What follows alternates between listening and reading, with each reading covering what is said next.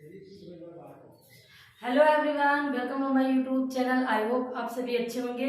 जैसा कि आप लोग फर्स्ट यूनिट देख चुके होंगे, इसमें मैंने सारे इंपॉर्टेंट क्वेश्चन करा दिए। ये आपकी सेकंड यूनिट है, इसमें सारे सिलेक्टेड क्वेश्चन हैं। चलिए देर न करते हुए अपने सेशन को स्टार्ट करते हैं। इससे पहले आपने अगर चैनल को सब्सक्राइब नहीं किया तो आप सब्सक्राइब कर लीजिए। सेकेंड यूनिट है आपकी शोध क्षमता, ठीक है, सेकेंड यूनिट। और इसमें भी सेकेंड यूनिट से आने हैं आपके 5 क्वेश्चन और 10 मार्क्स के हैं जो, ठीक है। 5 क्वेश्चन हर यूनिट से आना है और उसका 10 मार्क्स से 2 नंबर के सारे क्वेश्चन हैं। तो इसका पहला क्वेश्चन रहा, निम्नलिखित में से किस प्रकार के शोध में मौजूदा परिस्थितियों में सुधार पर ध्यान केंद्रित किया जाता है।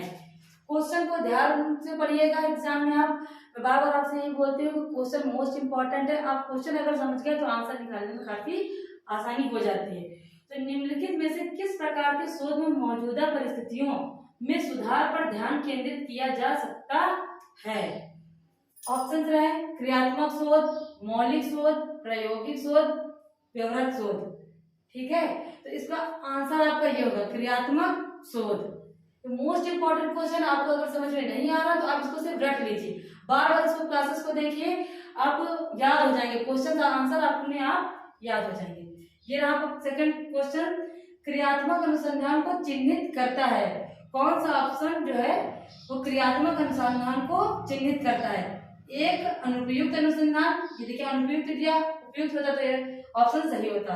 तत्काल समस्याओं के हल के लिए किया गया शोध। एक अनुदैर्ध्य अनुसंधान, तो तत्काल समस्याओं के हल के लिए किया गया शोध। क्रियात्मक का मतलब ये होता है क्रिया करके किसी समस्या का सॉल्यूशन करना या हल करना। यही आपका ऑप्शन हो गया। ये प्रीवियस ईयर में क्वेश्चन आए हैं, बार बार रिपीटेड क्वेश्चन है, मोस्ट इंपॉर्टेंट क्वेश्चन। आप इनको अच्छे से देख लीजिए, ध्यान कर लीजिए, इसको अच्छे से रट लीजिए। नेक्स्ट क्वेश्चन, थर्ड क्वेश्चन है, बच्चों के पारिवारिक पालन पोषण का उनकी चिंता उन्मुखता पर क्या प्रभाव रहता है। इसका आकलन करने के लिए निम्नलिखित में से कौन सी सबसे उपयुक्त विधि है। ठीक है, क्वेश्चन है मेन, इसमें ये पूछ रहा है, ये पूरा मेन क्वेश्चन है, बच्चों के पारिवारिक पालन पोषण का उनकी चिंता और मुक्तता पर क्या प्रभाव रहता है। ठीक है, तो व्यष्टि अध्ययन विधि, प्रायोगिक विधि, प्रायोगिक तो बिल्कुल नहीं है, इसमें कोई प्रयोग नहीं करने के लिए बोला, सर्वेक्षण, कोई जांच पड़ताल के लिए नहीं इसमें बोला गया है। कार्योत्तर विधि, आप कार्योत्तर मतलब होता है उस चीज को समझना, क्रिया करके उसको देखना। ठीक है, इनके पूरे जो इनका वो है बैकग्राउंड उसको जानना। कार्योत्तर विधि का मतलब पूरा बैकग्राउंड जानकर, उनके मेंटली या फिजिकली हर चीजों को समझकर तब उनका रिसर्च करना, सर्च करना, उनके बारे में जानना। तो बच्चों के पारिवारिक उनके फील्ड के बारे में जानना, उसके बाद उसका कोई कंक्लूजन या निष्कर्ष निकाला। इसका मतलब यही होता है, आपका आंसर यही सही होगा।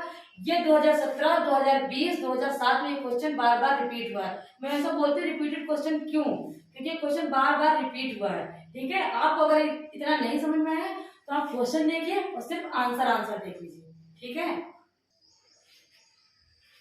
वो ये रहा आपका चौथा क्वेश्चन, निम्नलिखित में से किस शोध विधि द्वारा कारण और प्रभाव संबंध पर विशेष ध्यान केंद्रित किया जाता है। क्वेश्चन दिया है, ये आपकी थ्योरेटिकल पोर्शन है, आपको इसका अगर मतलब पता होगा तो आप क्वेश्चन समझ जाएंगे। इसमें से इसका मीन्स पूछा गया, अर्थ।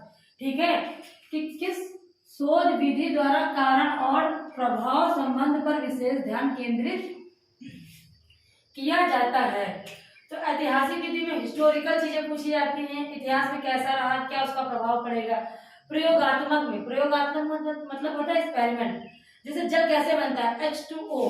ठीक है, तो H2O अगर आप यहाँ बनाएंगे तो हर जगह H2O से जल ही बनेगा, तो प्रयोग करके पता करना। ठीक है, तो इसी में होता है कि क्या होगा, अगर क्वेश्चन बता रहा है, पूछ रहा है और वो अर्थ बता रहा है कि क्या होगा, वो अर्थ अगर प्रदान कर रहा है तो ये होती है प्रयोगात्मक विधि। प्रयोग करना, जैसे हम लैब में किसी चीज का प्रयोग करते हैं, उसमें होता है कि शोध विधि और किसी चीज का कारण बताता है, क्यों होता है, वो आगे क्या होगा।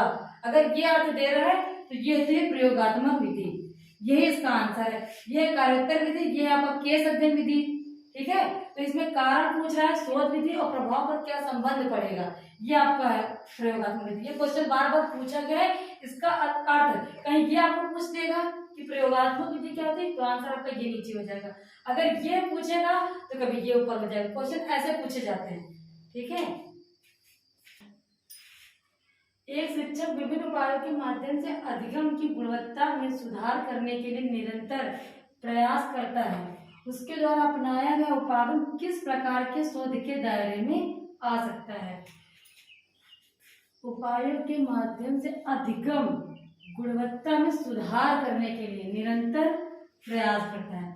इसमें से यहाँ से आप पकड़ेगा, उपायों के माध्यम से अधिगम गुणवत्ता में सुधार करने के लिए ये क्रियात्मक अनुसंधान होता है। इसमें कैसे अनुसंधान करता है, ये देखता है कि इसमें कैसे सॉल्यूशन इसका किया जाए। कोई विषय है, उसमें समस्या है, तो समस्या को कैसे निकाला जाए, इसमें उपाय ढूंढता है।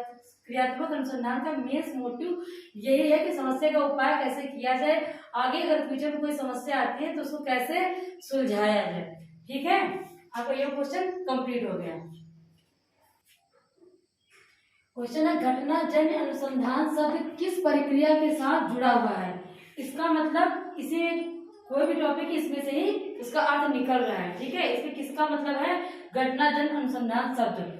तो घटना जन्य अनुसंधान शब्द गुणात्मक अनुसंधान का ही एक रूप है। ठीक है, इसमें यह होता है कि किसी पर्सन की किसी उसकी समस्या के बारे में जानने की कोशिश की जाती है। अगर उसके साथ कोई भी घटना घटी है, वो भविष्य में किसी के साथ घटना ना घटे, क्यों वो घटना उसके साथ घटी है, उसके क्या क्या कारण हो सकते हैं, इसका मतलब सिर्फ वही होती है। अगर होता है कि कोई महिला दहेज से अगर मर जाती है तो उसे कैसे प्रताड़ना दी गई, क्या क्या प्रताड़ना दी गई, वो क्यों मरी, कैसे मरी, इसमें ये सब पूछा जाता है। ठीक है, मैंने एग्जाम्पल है, बट ये एग्जाम्पल है नहीं, इसी से रिलेटेड मैंने एग्जाम्पल ये दिया है कि इसका कारण पता किया जाता है। अगर इसके साथ ये हो चुका तो फ्यूचर में किसी के साथ ऐसा ना हो, कारण पता करें। तो घटना जन्य अनुसंधान गुणात्मक अनुसंधान का ही एक रूप है। ठीक है, ये आपका आंसर सही हो जाएगा। मौलिक अनुसंधान कौन सी क्षमता दर्शाता है? ठीक है, परिणाम के अकॉर्डिंग दो प्रकार के अनुसंधान होते हैं, मौलिक और व्यवहारात्मक। ठीक है, तो आपको मौलिक अनुसंधान के अंतर्गत नए सिद्धांतों की व्याख्या करना आता है। ठीक है, इसका मतलब होता है नए सिद्धांतों की व्याख्या करना। ठीक है, मौलिक को ही प्राथमिक अनुसंधान बोलते हैं। ठीक है, और क्रियात्मक अनुसंधान को व्यवहारिक अनुसंधान बोलते हैं। ठीक है, इसमें ये होता है पता नहीं ये सिद्धांत भविष्य में आगे काम आए या न, लेकिन एक सिद्धांत बना लिया जाता है कि इसके अकॉर्डिंग हमको ये काम करना है। ठीक है, तो मौलिक अनुसंधान नए सिद्धांतों की व्याख्या करता है, एक सिद्धांत बनाता है कि कैसे काम आगे करना है, लेकिन वो पता नहीं फ्यूचर में काम आए या ना आए। आपका ये आंसर सही हो जाएगा। विचारों का संश्लेषण करना, नए विचारों का संश्लेषण करना, ये मौलिक अनुसंधान के अंतर्गत नहीं आता है। विभिन्न विषयों के बारे में मौजूदा साहित्य का अध्ययन करना, ये भी मौलिक में नहीं आता है। अनुसंधान के विषय में मौजूदा सामग्री का मूल्यांकन करना,